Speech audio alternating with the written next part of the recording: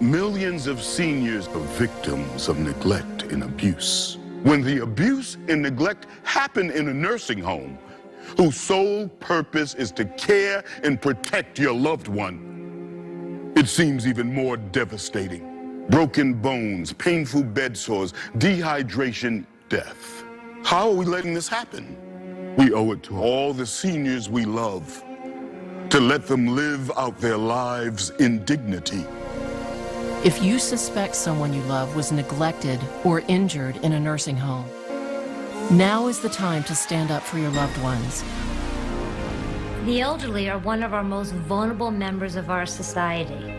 They walk into a nursing home and they're treated with disrespect. People are mean to them, they're abused, and they're injured.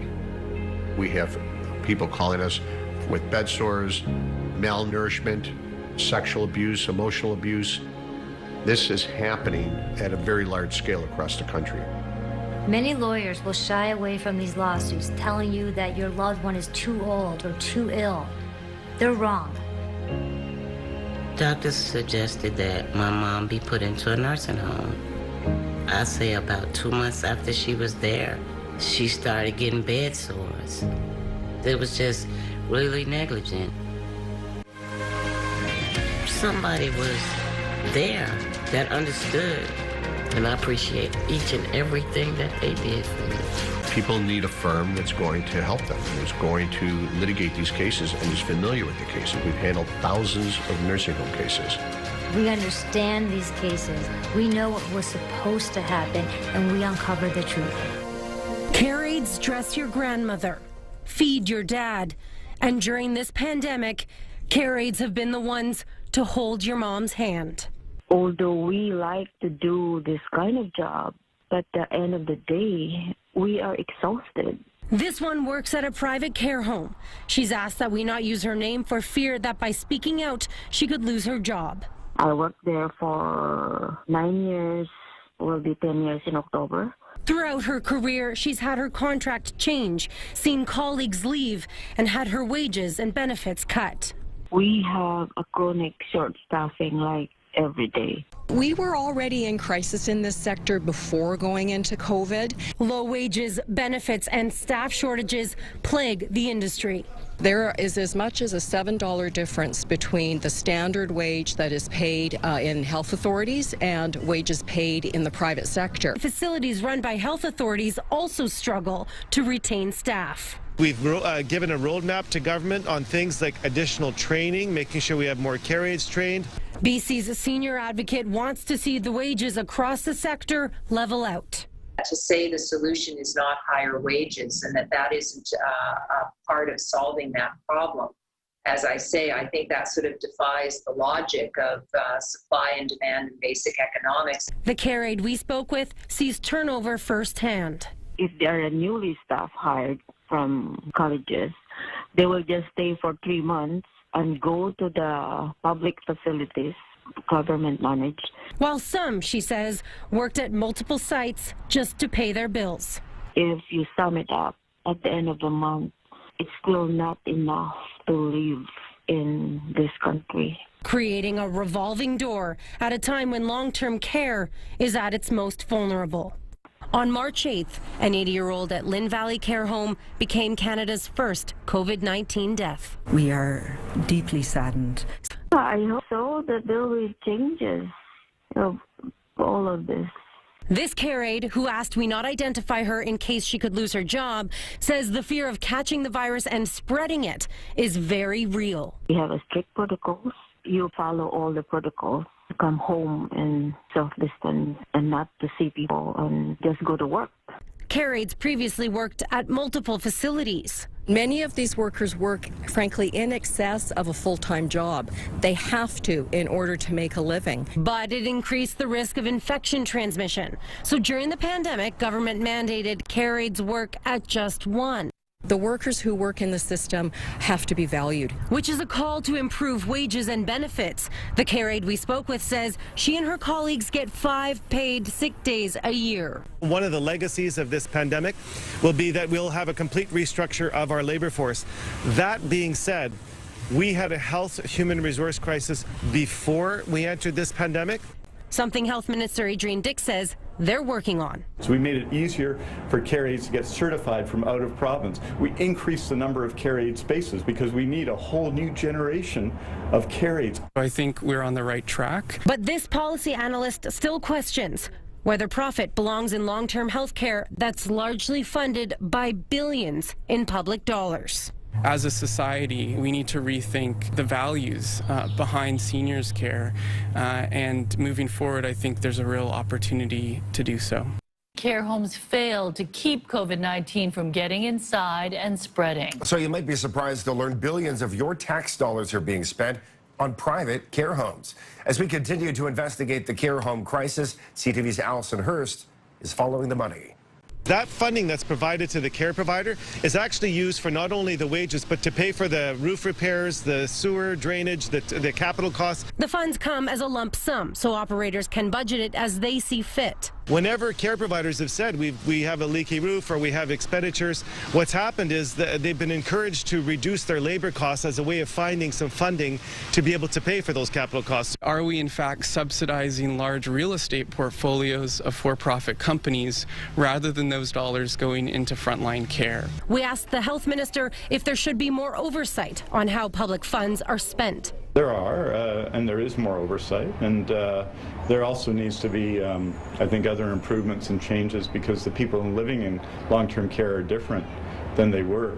The province spends about $2 billion per year on long-term care, with $1.3 billion going to privately run facilities. I think we need to take a stronger interest and give stronger direction to how money is spent. BC's senior advocate published this report just before COVID-19 hit. One of the findings, it is not clear that we have a sufficiently firm grip on an annual expenditure of $1.3 billion of taxpayers' money. Right now, we have an incentive out there for a care home operator to pay lower wages because they get to keep whatever is different between what they're funded and what they pay.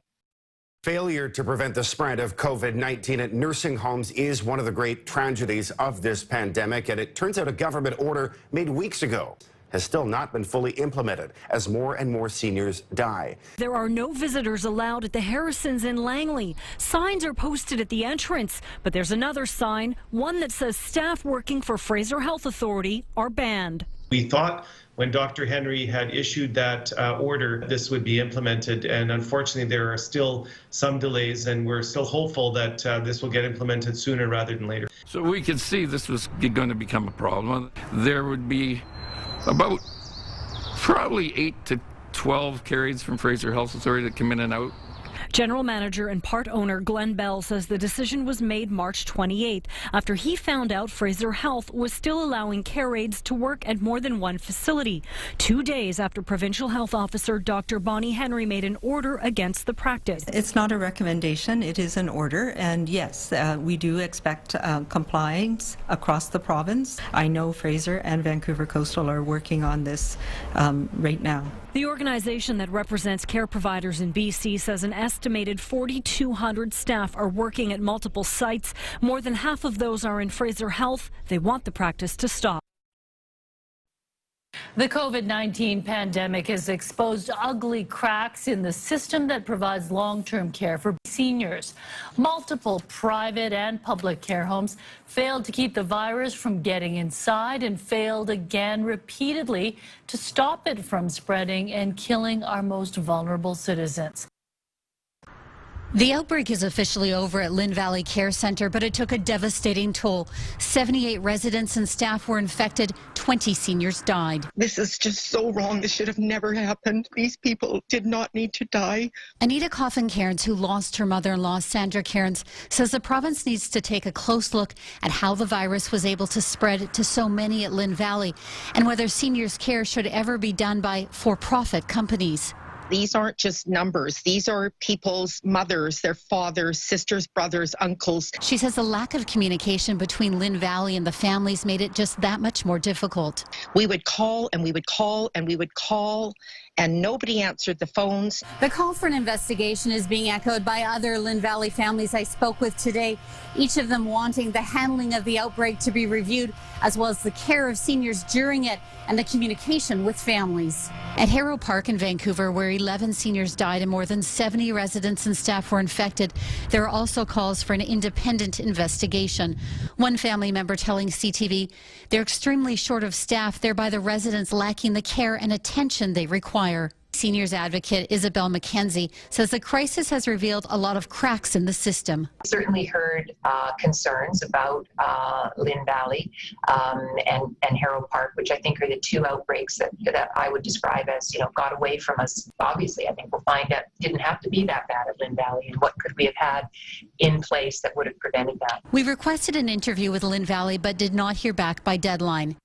Meanwhile, Anita, still struggling with loss, says when it comes to seniors' care, we have to find a better way.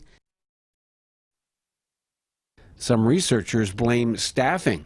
They say, in general, for-profits rely on temporary workers who move between homes to earn their living more heavily than their non-profit counterparts who hire more full-time permanent staff. Continuity of care makes a really big difference to the outcomes. So you have better care outcomes associated with more continuity. It's really straightforward. Victims include 95-year-old George Morrison. His daughter is suing the care home's private owner. We think it could have been preventable, the spread of COVID. With the highest percentage of for-profit care homes in Canada, about 2/3, some of Ontario's private homes have been especially hard hit by the novel coronavirus. The two largest owners are Sienna Senior Living and Revera Incorporated. In Sienna Homes, 295 residents have died from COVID-19. Revera Homes have seen 230 deaths. Here at Northwood in Halifax, the virus has killed 53 people, and critics note the majority of long-term care residents here live 2 or 3 to a room, which could make it easier for the virus to spread. Do we need to have all our nursing homes with a single occupancy and a washroom for every resident of their own? That is the question that is really before us here in the province. The question for everyone with a family member in long-term care, are they safe from the expected second wave of COVID-19? When the abuse and neglect happen in a nursing home, whose sole purpose is to care and protect your loved one, it seems even more devastating. Broken bones, painful bed sores, dehydration, death. How are we letting this happen? We owe it to all the seniors we love to let them live out their lives in dignity.